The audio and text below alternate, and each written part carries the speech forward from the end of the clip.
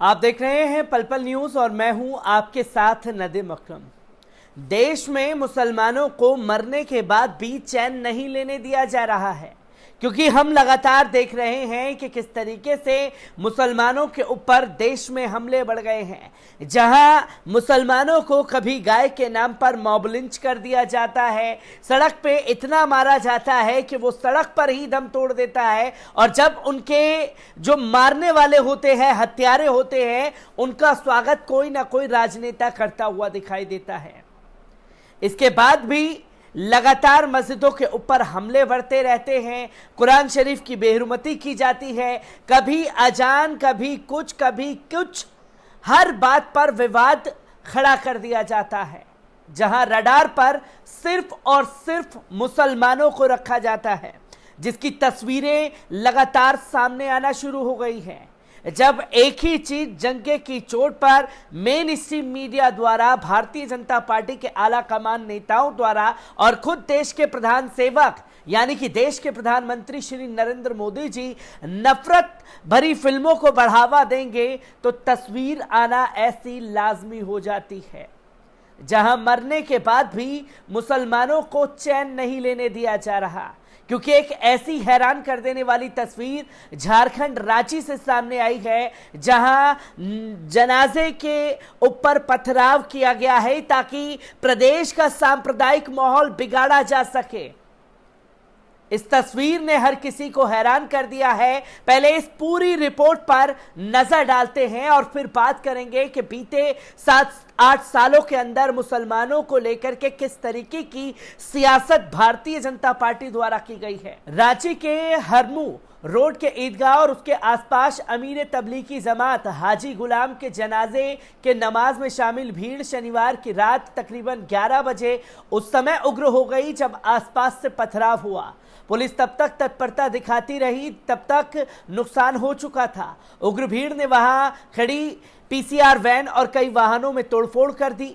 इस दौरान हरमू रोड मुख्य मार्ग पर वाहनों की लंबी कतारें लग गई।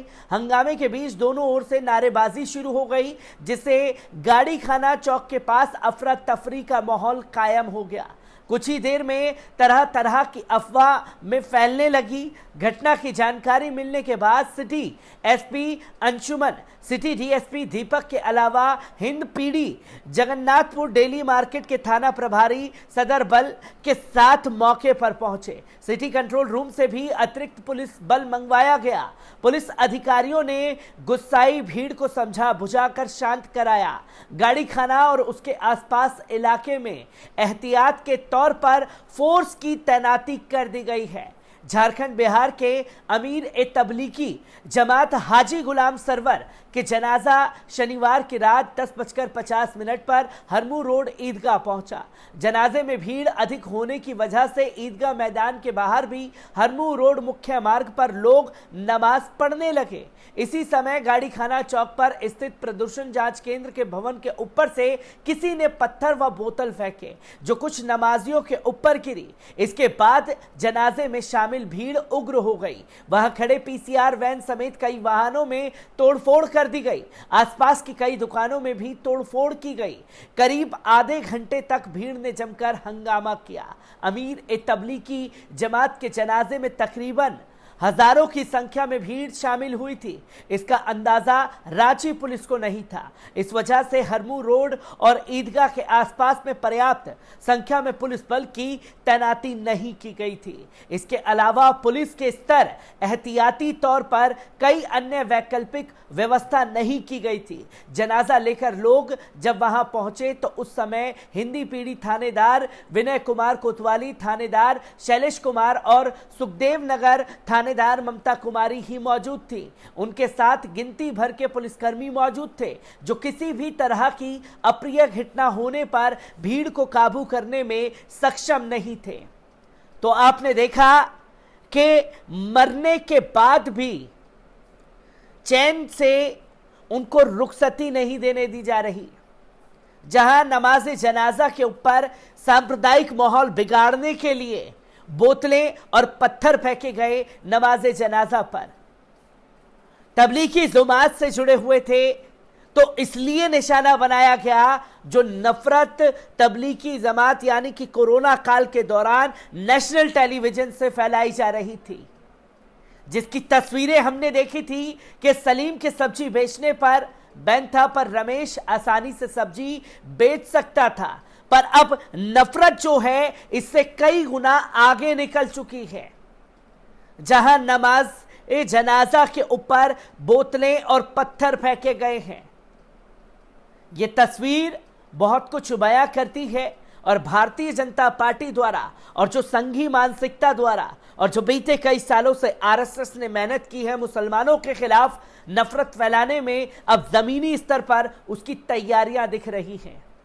जहां मस्जिदों पर हमले, नमाज जनाजा पर हमले, किस तरीके से बीते 8 सालों में मुसलमानों को हाशिए पर धकेला गया है, एक बार इस रिपोर्ट पर भी नजर डालते हैं। जिस तरह से हाल के वर्षों और महीनों में बीजेपी सरकार ने मुसलमानों के साथ व्यवहार किया है, स्कूलों में हिजाब पहनने पर जिस तरह विवाद को सरकार ने आगे बढ़ाया, जिस तरह मॉब लिंचिंग को न सिर्फ होने दिया बल्कि ऐसा करने वालों को जिस तरह अक्सर बीजेपी द्वारा सम्मानित किया गया, मुसलमान विरोधी भड़काऊ भाषण देने वालों को जिस तरह नायक बनाया गया, जिस तरह नवरात्रि के दौरान मांस और खासकर हलाल मांस को लेकर विवाद भड़काया गया और बीजेपी शासित नगर निगम जिस तरह इसमें शामिल हुए और जिस तरह से नागरिक तक कानून का धर्म आधारित बनाया गया, उसके आधार पर यह कहा जा सकता है कि मुसलमान भारतीय समाज व्यवस्था के सबसे निचले पायदान पर पहुंच गए हैं। इस तरह दलितों का स्थान अब कम से कम सरकार की नजर में मुसलमानों से ऊपर है। मुसलमानों के प्रति भारतीय शासन व्यवस्था उदार कभी नहीं रही। ऐसा भी नहीं है कि मुसलमानों के प्रति शासन का भेदभाव बीजेपी सरकार में आने के बाद शुरू हुआ। मनमोहन सिंह के पहले कार्यकाल में आई सच्चर कमेटी रिपोर्ट से यह जाहिर हो गया था कि सरकारी नौकरियों से लेकर बैंक से लोन लेने के मामले में मुसलमान काफी पीछे रह गए हैं। लेकिन पिछली सरकारों और अब की सरकार की मुसलमान नीति में 2 बड़े फर्क हैं। पहला फर्क तो यह है कि बीजेपी शासन ने निष्पक्षता को जो एक जिन्नी की चादर हुआ करती थी उसे फेंक दिया है। मिसाल के तौर पर विवाद हिजाब का हो या मीट बैन का, हमेशा सरकार का शासकीय संस्थाएं एक पक्ष के तौर पर मौजूद हैं और वे पक्ष निष्पक्ष नहीं है। बीजेपी और बीजेपी के वैचारिक सहयोगी संगठनों के नेता जिस तरह खुलकर मुसलमानों के खिलाफ बोलते हैं, इसका चलन पहले नहीं था। ताजा घटना को ही देखें तो दिल्ली की जहांगीरपुरी में इमारतें गिराने का काम बीजेपी नियंत्रित उत्तर नगर निगम एमसीडी ने किया और इसके लिए मांग बीजेपी की प्रदेश इकाई ने की। पहले यह नहीं हुआ था कि लिंचिंग के अभियुक्तों का सत्ताधारी दल नागरिक अभिनंदन करे, अब यह होने लगा है। पहले मुसलमान विरोधी तत्वों को शासन का गुपचुप समर्थन रहता होगा, लेकिन अब यह खुलकर होने लगा है। हाशिए के उपद्रवी सांप्रदायिक तत्व अब मुख्य धारा बन चुके हैं। दूसरा फर्क ज्यादा महत्वपूर्ण है। पहले मुस्लिम उत्पीड़न या मुस्लिम विरोधी हिंसा के निशाने पर मुख्य रूप से गरीब और वंचित मुसलमान होते थे। नरेंद्र मोदी के शासनकाल में बीजेपी के निशाने पर अलीगढ़ मुस्लिम यूनिवर्सिटी और जामिया मिलिया इस्लामिया भी है, जहां अच्छी संख्या में मुस्लिम इलिट तैयार होते हैं। बीजेपी ने मुसलमानों के कई बड़े और दबंग नेताओं को जेल में डाला था, जिनमें आजम खान, मुख्तार अंसारी शामिल हैं। इनके अलावा यंग स्कॉलर जैसे उमर खालिद तथा डॉक्टर कफिल खान को भी जेल जाना पड़ा और उन पर सख्त धाराएं लगाई गईं। मुसलमानों के हर आंदोलन और प्रतिरोध के बाद सरकार बड़े पैमाने पर पढ़े लिखे युवाओं को लंबे समय के लिए जेल में डाल रही है। सवाल उठता है कि बीजेपी ये सब क्यों कर रही है। इसकी एक सरल व्याख्या ये है कि हिंदू मुसलमान द्वेष बीजेपी की राजनीति का मूल आधार है। सावरकर के हिंदुत्व के मूल में ही ये अंतर विरोधी था। मुस्लिम विरोधी के बिना बीजेपी के लिए हजारों जातियों में बटे हिंदू समाज के मतदाताओं के बड़े हिस्से को एकजुट कर पाने में संभव नहीं है। इससे बीजेपी को एक फायदा यह भी है कि सांप्रदायिक तापमान गर्म रहने की स्थिति में हिंदू धर्म की नीची जातियां अपने हक अधिकार के लिए मुखर नहीं हो पाती। पाती ये स्थिति बीजेपी को पसंद आती है। चूंकि द्वेष की ये राजनीति बीजेपी को चुनावों में राजनीतिक फायदा देती है, इसलिए ये स्वाभाविक है कि बीजेपी इस कड़ी को लगातार गर्म रखती है। मैं बीजेपी की वर्तमान मुस्लिम नीति की एक और व्याख्या पेश करना चाहता हूं। मेरा ऐसा मानना है कि बीजेपी मुसलमानों को निशाने पर लेकर दरअसल हिंदुओं की वंचित जातियों को, भावनाओं को सहला रही है। जैसा कि मैंने पहले भी देखा है, दलित जातियां हिंदू ही नहीं, संपूर्ण भारतीय समाज के सबसे निचले पायदान पर रही हैं। अब मुसलमानों को प्रताड़ित करके बीजेपी मुसलमानों की स्थिति को दलितों से भी खराब करने में जुटी है। इस प्रक्रिया में बीजेपी दलितों और अति पिछड़ी जातियों को कुछ दे नहीं रही।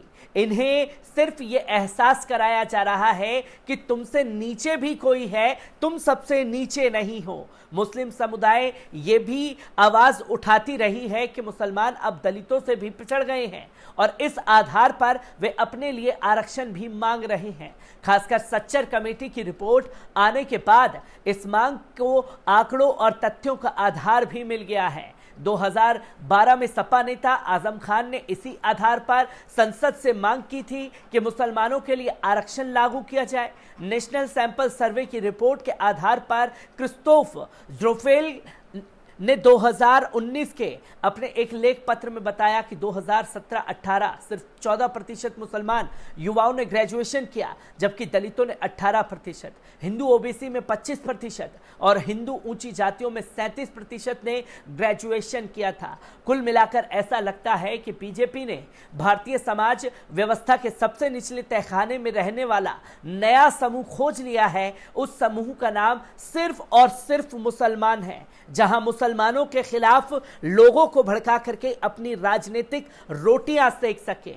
और रांची से जो तस्वीर सामने आती है, यह भी उसका एक जीता जागता उदाहरण देखा जा रहा है। मैं ऐसी ही खबरों से आपको रूबरू कराता रहूंगा। दीजिए इजाजत, शुक्रिया।